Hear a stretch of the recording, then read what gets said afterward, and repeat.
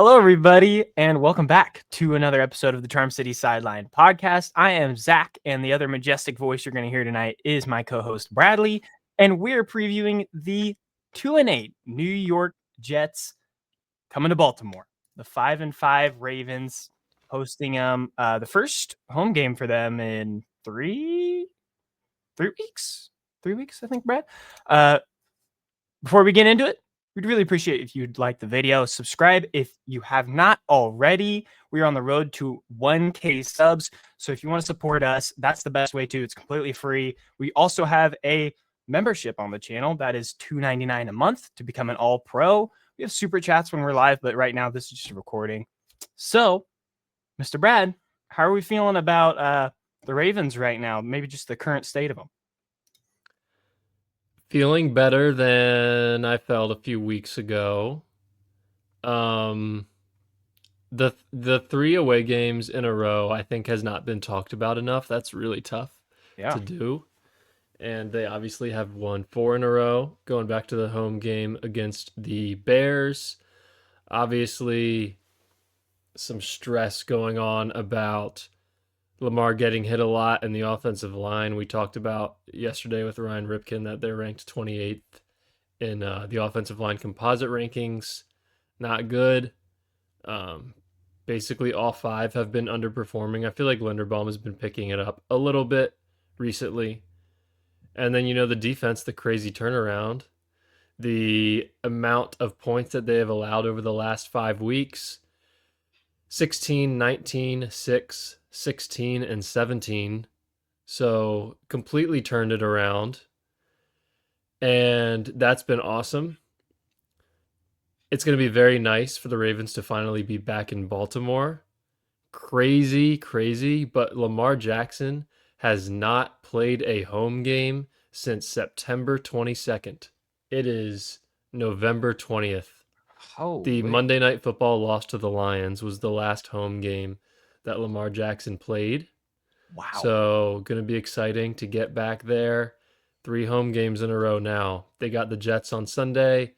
Quick turnaround again.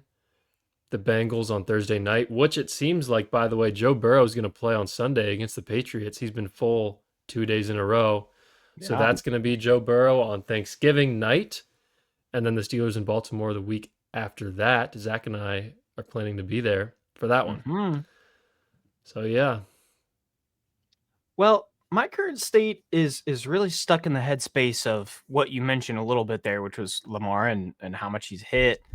I think it was today. It's been on ESPN now. It's been on Bleacher Report, wherever you're looking. This quote of Lamar talking about his own line, like, hey, I got to talk to those guys, after a reporter told him how many times he's been sacked this year.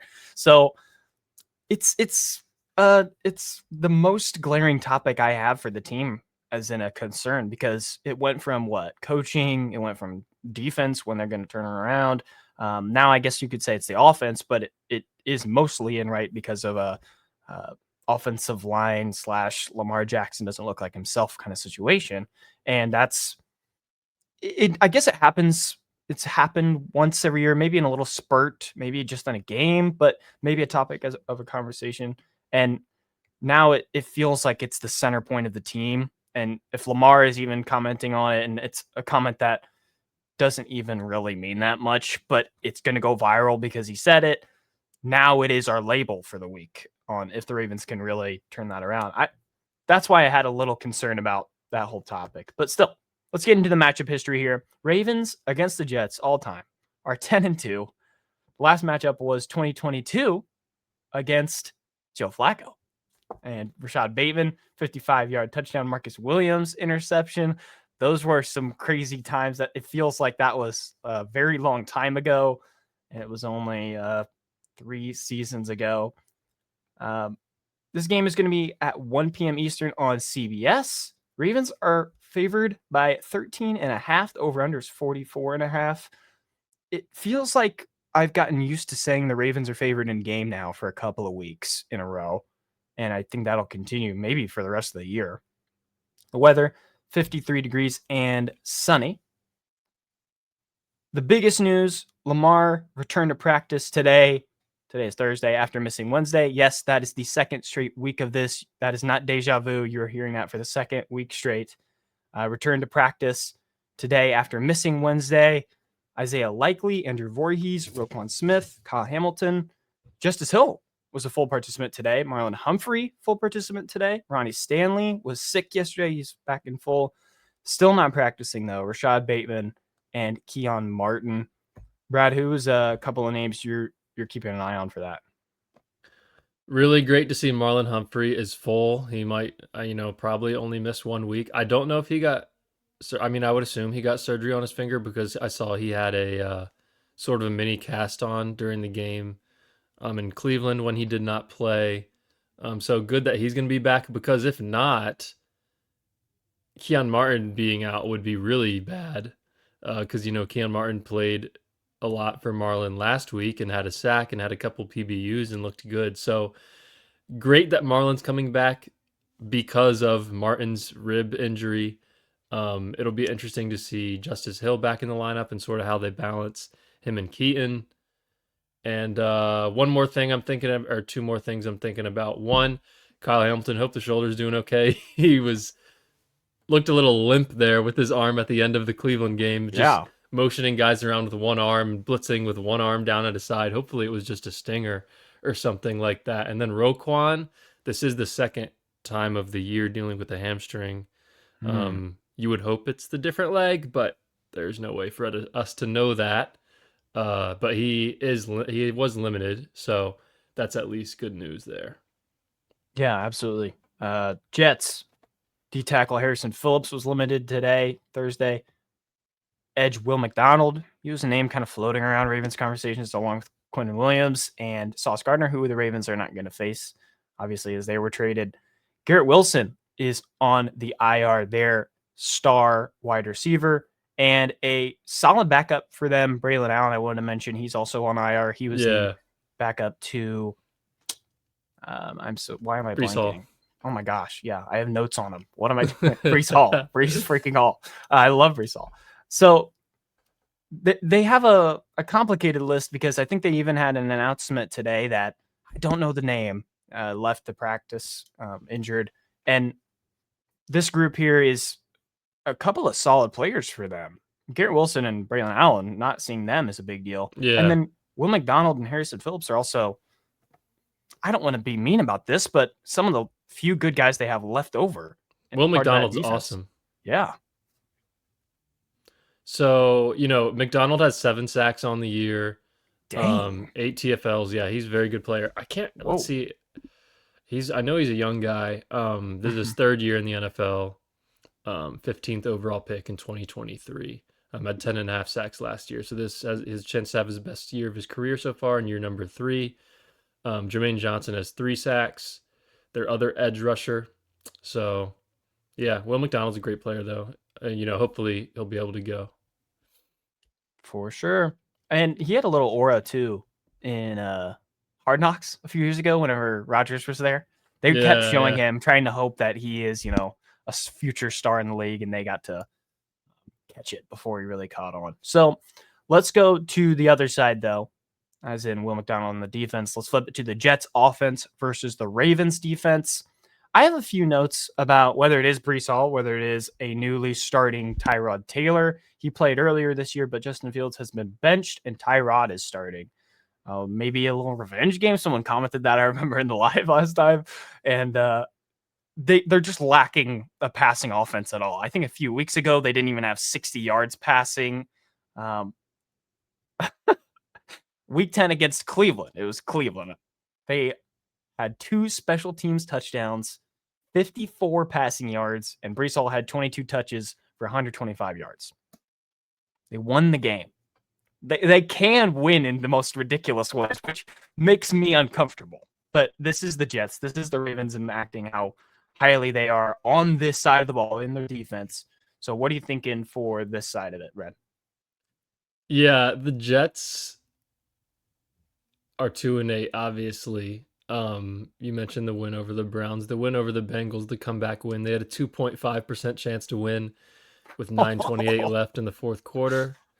And and the Bengals defense ended up allowing them to win that one. Brees Hall threw a touchdown to Mason Taylor, I believe, to take the lead, which was just a hilarious hate watch for us Ravens fans. Um, it's weird to talk about the Jets offense right now because Tyrod Taylor's only played one game and they've had Justin Fields all year, and Tyrod is obviously starting on Sunday. But I'll still lay it out there 27th in EPA per play. They're fourth in yards per carry in the run game. Obviously, Brees Hall is Wow. having a very good year. That they're averaging 5 yards a carry. They're 30th in yards per attempt in terms of the pass game, but obviously that is a lot to do with Justin Fields. Tyrod Taylor, 36 years old. He started one game this season against the Bucks, the game they lost. If anyone remembers, Aaron Glenn dancing on the sideline, Mm-hmm. whatever that was, after Close. they had the blocked field goal or return for a touchdown. Tyrod, at least statistics, was solid. 26 of 36, 72% that game. Two touchdowns and a pick. He also had 8 carries for 48 yards, so he can still scoot a little.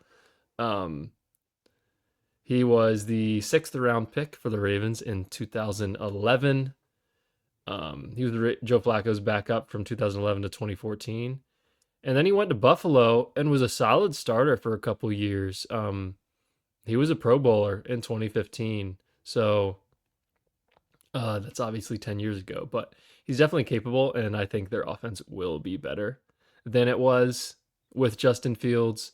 Um, Interestingly enough, for how long he's been in the league, I know he's been a backup a lot. Tyrod has only played the Ravens one time since leaving, and that was 2016. The Ravens won that game 13-7. The Jets offense, I mean, not the Jets. Tyrod was only 15 of 22 for 111 yards that game. Um, so I don't know if I'd call it a revenge game because I think he has a ton. Yeah, yeah, yeah. He has a ton of respect for the Ravens. Like they drafted him and he won the Super Bowl with them as the backup quarterback. Um, but I really like Tyrod Taylor. I met him at a football camp when I was like 14 and was able to talk to him for a few minutes and, throw the football with him. Yeah, obviously, he went to Virginia Tech. I'm from Virginia. I went to Virginia Tech. So, uh, Tyrod Taylor is one of my favorite players. And also the fact that he was on the Ravens was pretty cool. So I like Tyrod a lot. Obviously, not hoping for the best for him Sunday, but other than that, one of my favorite players for sure. Mm-hmm. That game last week that the Jets played with against the Patriots. Patriots are a premier team in the league right now. I think 9-2. Thursday Night Football. They had a real chance. They started the game hot. The Jets started the game hot, touchdown drive, and then kind of just started sputtering out by the end of it. Patriots totally took over. I think they won by 2 touchdowns. 105 passing yards last week. I think the final straw broke the passing attacks camel's back. Like it really was the last straw. And Tyrod Taylor gives you a better chance in the air. The whole thing with the Ravens right now and stopping the run game so well and really making someone one-dimensional, a team one-dimensional. In this case, the Jets have someone like Brees. Brees is capable. He's had what? I think NFL had a stat over 58 yards in 6 of the last 7 games. Mm-hmm. Tyrod Taylor, compared to what we saw last week with those 2 rookies, if Tyrod Taylor is the quarterback for the Browns, they might win the game. It was Yeah. that much of a difference. So Yeah. the defense can lock in as much as they want to, but we're going to talk about the other side of the ball that needs to step up a lot, where the Jets are playing a Ravens defense that has allowed less than 20 points in 5 straight. Last week, Ravens held the Browns to 2 of 14 on third down. Jets have 36 sacks taken this year. Oh my That is goodness. tied for 29th. They're somehow more than that. I think today the number came out for Lamar. It was 23. 23, yeah. So, I mean, And he missed 3 that's games. detrimental to us. Yeah, that's detrimental to us. But yeah, think about 3 more games of an average of 3 more, add 9 onto 23, and it's close to that. So Jets have also been through. This is a chance for the pass rush to get home. Maybe Dre Jones gets his first sack as a Raven. He was my X factor last week for them, and I want to stick with the D-line for that. Mm-hmm. But before I get into it, the Jets offense is really through two players right now. It's Brees Hall, like we've mentioned, and Mason Taylor. He's been a solid pass catcher, clutch pass catcher for them. Mm-hmm. And they've started to also work in Isaiah Davis. He was a 5th-round running back in 2024 as Braylon Allen goes to IR. It's really the running game for them. And seeing them this week with a, I'm going to say in quotations, capable passing attack against the Ravens defense, how do you play both sides in this way? Because you had such a viable rushing attack with Justin Fields as a threat. So Yeah. now if you take away that kind of a QB and make them less than 3-dimensional, I guess, then maybe the Ravens defense also can take this as a lesson in playing a higher caliber quarterback. This sounds weird to say because it's Tyrod Taylor, but yeah, I'm like, wow, that does sound odd. But what do you think about the Ravens defense heading into this one? I mean, they've played Dylan Gabriel, Shador Sanders, JJ McCarthy, and Tua the past 3 weeks. He's probably better than all of them besides Tua, but he might be better than Tua. I'm not gonna lie. The you mentioned Garrett Wilson's out. The Jets receivers right now are John Mechie, Isaiah Williams, A.D. Mitchell, and Tyler Johnson. Wow. John Mechie and A.D. Mitchell are both like they're talented guys. I think they both were second round picks, and they're both Yeah, they're young. not bad. But they neither of them have been able to really put it together yet. A.D. Mitchell is a great route runner, can get open. He's had drop issues. Um, John Mechie is more of a like possession route runner guy. I just think he hasn't had enough consistency with the team yet. Um, Brees Hall is really like if the Jets still had Garrett Wilson, I'd be kind of concerned, but they don't. And I think Brees Hall is really the only thing you have to worry about if you're the Ravens defense. Over 700 rushing yards this year. Excuse me, 4.8 yards a carry. Also can do it in the passing game. 24 receptions this year. He's second this season in explosive run rate, which is runs over 10 yards. 11.8% of his runs are over 10 yards. Whoa. He's second behind Devon Achane. So he is more than Jonathan Taylor. Um, he's been really good this year. I have him on my fantasy team. So shout out to Brees Hall.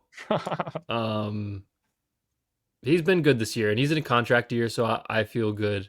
Ooh. Happy for him. He's probably going to get a nice paycheck from hopefully a good team. He should go to a good team. I know he was hoping to get traded to Kansas City and Yeah. didn't end up working out. Ravens defense. My X factor is going to be John Jenkins, just because he has played very well the past couple weeks, getting a lot of push in the run game. And if the Jets can't run the ball, they are not going to be able to do anything on offense. And honestly, the Ravens' run defense the past couple weeks hasn't been great. Like the Browns in the first half were running the ball pretty well, and the Ravens. I think there was one time Judkins had like 3 runs of 9+ in a row in the first or second quarter. Like they've gotten gashed at times. So I would like to see them be able to stop the run. In terms of the pass game, the Jets pass game, I'm really not concerned. I mean, I definitely could see A.D. Mitchell or John Mechie making a couple plays, but I don't think they're going to do anything crazy. Um, I'd be we talked about this last week, like the Browns scored what, 16 points, but really like in terms of allowing a full drive, the Ravens gave up like one field goal drive and that's it. So this Jets offense is better than the Browns, but it's not much better. And I would look for the Ravens to give up, 13 to 16, 17, somewhere in there points uh, this weekend. Yeah, and I did it last week, so I want to do it this week as well. Talking about some special teams because the Jets beat the Bengals, Browns, on 2 special teams touchdowns in the same game. The Jets are the 3rd best average return on kickoff. They're one of 3 teams in the NFL with a kickoff return touchdown, not a punt return touchdown. There's been a handful of those. and they're top 12 in punt return average. The funniest part is the Jets are bad, so they're getting the ball more. They have the most kickoffs returned in the NFL with 54, and they average that good of a kickoff return. Very impressive special teams, Yeah. as in where they're getting the starting position at. And again, when we were talking about last week was how the Ravens have this edge, and you saw them lose it completely besides Stout and Loop in that way last week. So I'm hoping for a good turnaround there, just for our little special teams shout out of the week. Anything to add for that, or do you want to move on to the other side? Let's go ahead and get into Jets defense versus Ravens offense. Jets defense. Okay, so the funny thing about this game I was thinking is like this is basically the Browns game, except they also have a bad defense. So should be easier. The And Jets they don't have defense Miles is Garrett. yeah, they don't have Miles Garrett. Yeah. So the Jets defense is 27th in EPA per play. They're 15th against the pass in terms of yards per attempt and 20th against the run in terms of yards per carry allowed. Obviously, you guys all know they traded away Sauce Gardner to the Colts. They traded away Quinnen Williams to the Cowboys, two of the best defensive players in the NFL, and they don't have those guys. Yeah, the Jets game. You look at the Ravens schedule in August, and you see Jets. You chalk that up as a win, and you were expecting to have Garrett Wilson, Sauce Gardner, and Quinnen Williams. All three of those guys are not playing in this one.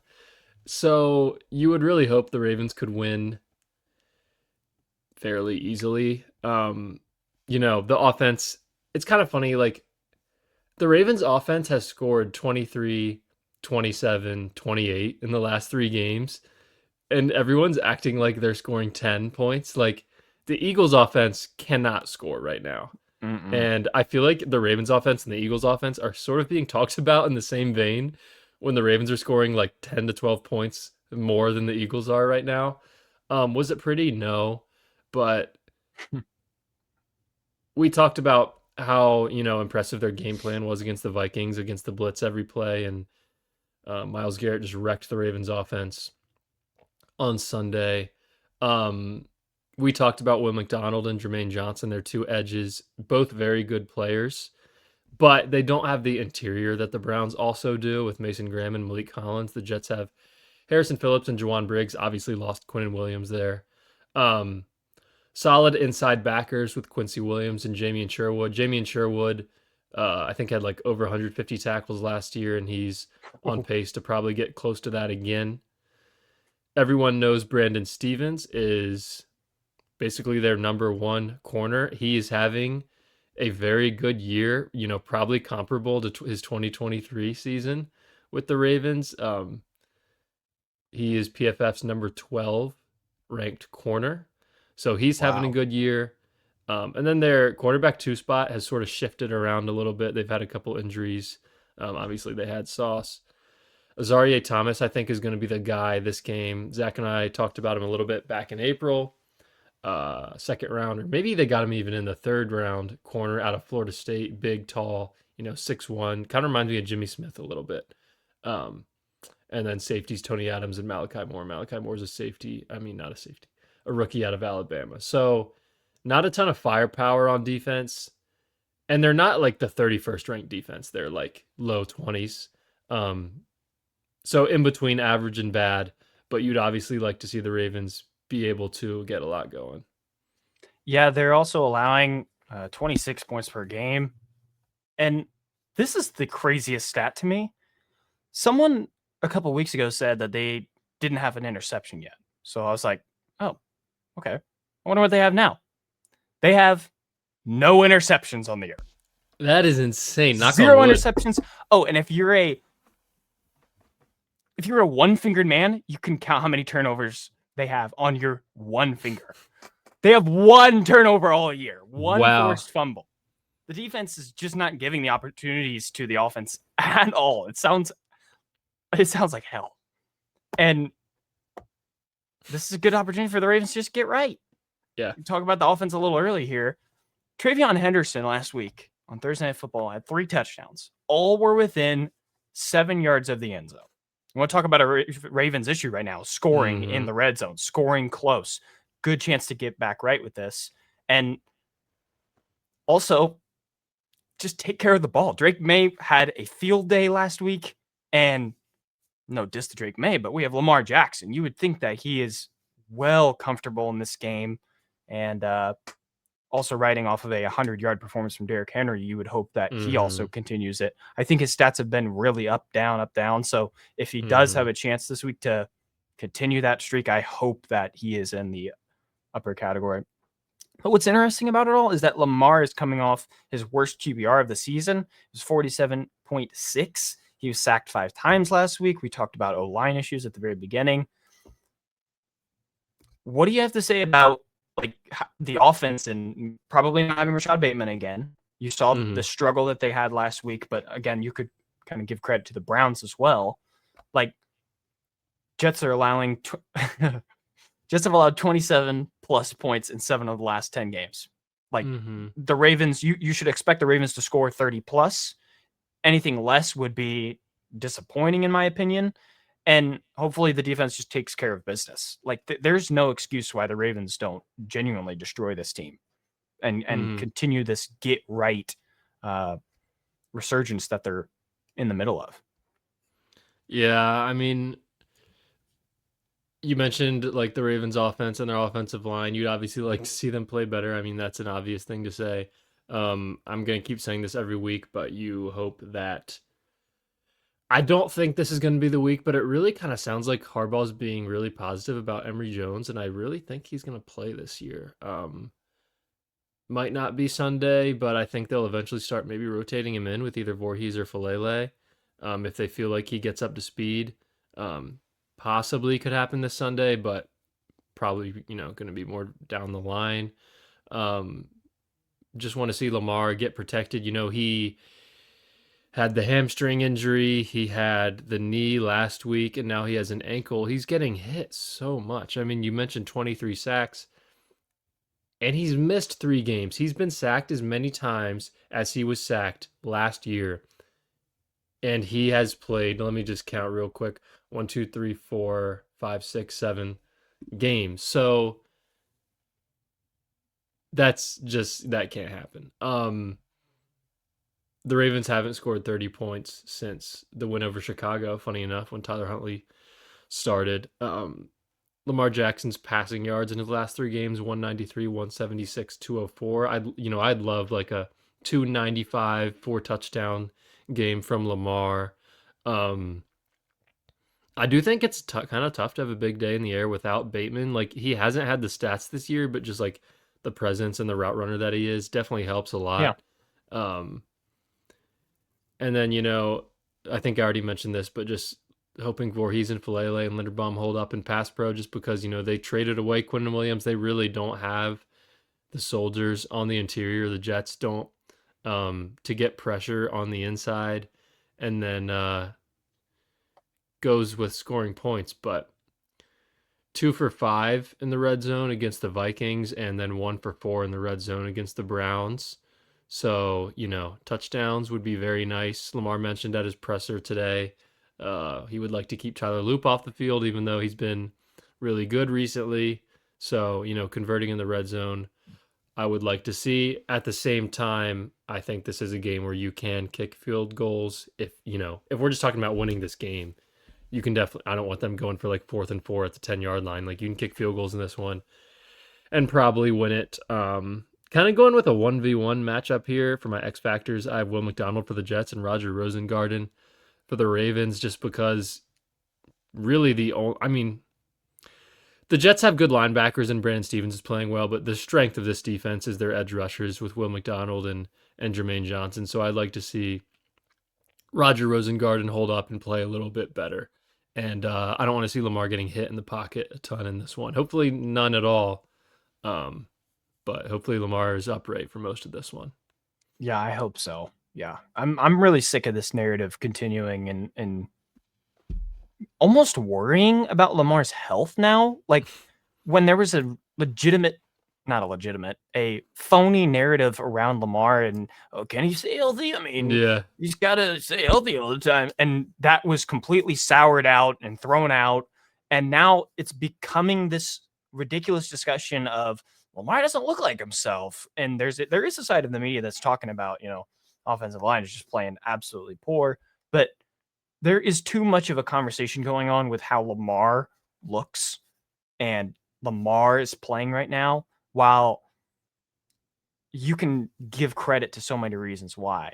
It could be, a lack of a target or two with Bateman out or likely out. It could be uncomfortableness for pressure in the pocket. And also, he had an injury. He's coming back from an injury, and maybe he's just not. You can even be saying that he was 100% after that injury, but maybe you're still getting back to the speed of things, whether it's practice or anything like that. As also, he's not practicing a whole lot. So if you're missing Wednesday week after week now, maybe you're just getting into the full swing of the offense again by this time, and how it's totally um, working. So I have high hopes for Zay and D Hop. Those would be my X factor kind of duo for the Ravens. Bateman being out again concerns me. What you were saying about that stat line of 298, whatever it was through the air. I legitimately don't see a universe where that's possible. I would love to, but I don't think that there's enough presence right now from a Likely or Andrews in the passing game. Andrews had a couple flashes, but Zay and D Hop can probably go play like that week 2 matchup against the Browns, where you saw two sweet passes to Diop and they meant a ton to the offense, and Zay just getting involved. And probably since then, you've only seen the rushing attack get better. Couple that in with just those two and how they played with week 2. If they can recreate anything like that and get back on track in that department, maybe Zay goes for 100 yards this time instead of 70. I kind of harped on him. I give him a hard time because I just think so highly of him. I like to kind of push some of the higher guys if I can in my mind of getting to the next step, getting to the next level where Zay has given us our consistent 70 plus, 70 plus, but there hasn't been a Zay Flowers game yet. Maybe around this. No, I don't think it was around this time, but last year with the Broncos having that kind of crazy, what was it? Was it 50, 40-yard It was like about touchdown? a 50-yard touchdown, yeah. Yeah, and it was all Zay. I want to see something Zay. like that again. He was wired, or well, he was on the wired, and they caught him talking about how, yeah, every catching opportunity I have to do a cut or two. Like it feels like he's also noticing that type of thing, and maybe Yeah. he can work on that through the week and get fully on track. I would love to see someone like him break a big touchdown play this Yeah. week against the Jets. Maybe even specifically on Brandon Stevens. I would like that. Yeah, that'd be cool. Zay went off in the against the Bills week 1. 7 for 143 and a touchdown. Hasn't had 100 yards since then. However, he's has about 70 yards every single game, Yeah. which has been sort of an inside joke with you and I because it seems like he continues to have 70 to 79 yards every week. It would be cool for another, going off Zay game. That'd be cool to see. Mm-hmm. So we can get into some score predictions, Yep. Bradley. Everyone on NFL Network, or I think it might be NFL.com, Yeah. predicted 13 plus win. Like everyone is thinking that this Yeah. spread is very accurate and that the Ravens are very capable of blowing them out. I don't know how you can't pick that, to be honest. Um, Having faith in the Jets just sounds mentally insane. So I'm going to side with them as well. I think the Ravens get to 30. I bet they get 31. And Jets maybe get 13, maybe like a weird number like 12, maybe a couple field goals. They get lucky a few times. But I like a more sizable win than we've seen this year, besides the Browns, but showing it in a more dominant fashion. Maybe Henry gets, 80 yards pretty comfortably, and you just control this game from the get go. Yeah, it's funny your score prediction. I'm not going to change mine just because they're very similar, but I was going to say 30 to 13 Oh, we were close. Ravens. Um I mentioned, this team has a slightly better offense than the Browns and a much worse defense than the Browns. So, you'd like to see the Ravens win by more than they did, and they also played terrible against the Browns. So if the Ravens play at least okay, against a team that I think is not as good as Cleveland, you should win by 14, 17, 20 points. Um, so, yeah, I got Ravens 30, Jets 13. I would love to see the stats on whether it's Harbaugh or maybe just Lamar after a game where you have maybe a turnover or two. Like, Yeah. is there a real comparison in how they step up or correct those Yeah. mistakes? I would love to have a stat like that. But in the past, I feel like that has been a thing where they do tend to take care of the ball a lot better. Hmm. Whether that is And a better game plan or just being a little more conservative with it, like knowing your opponent a little bit more and realizing that they're not 100% capable of winning this game. So if you can just win by playing a smart football game, I mean that really might just take the mhm. cake at all. Yeah, and I mean both of Lamar's picks were so fluky, like a dropped pass from Keaton and then a ball that hits Roger Rosengarten's head and flies in the air. So besides the Wester punt muff, those were really fluky turnovers. So Yeah, man. Well, we appreciate you if you've watched to this point. Like the video if you have not already, and subscribe. We really do appreciate it. We're on the road to 1K subs so we can be monetized on YouTube. So it's just the best way to support us right now. I appreciate all the love you guys are giving, whether it's live with us or in the comments, TikTok, Instagram. This week we might be live halftime of the Jets possibly. game. Possibly. It's But maybe in the works. if not, we definitely are going to try to be live also on Instagram after the game too. So There you go. Yeah, I'm so sorry. Not here on Instagram, I should say. But we'll have the yeah. link in the description if you're not already following that. And yeah, appreciate you guys for watching, and we will see you guys next time. See you guys. Peace.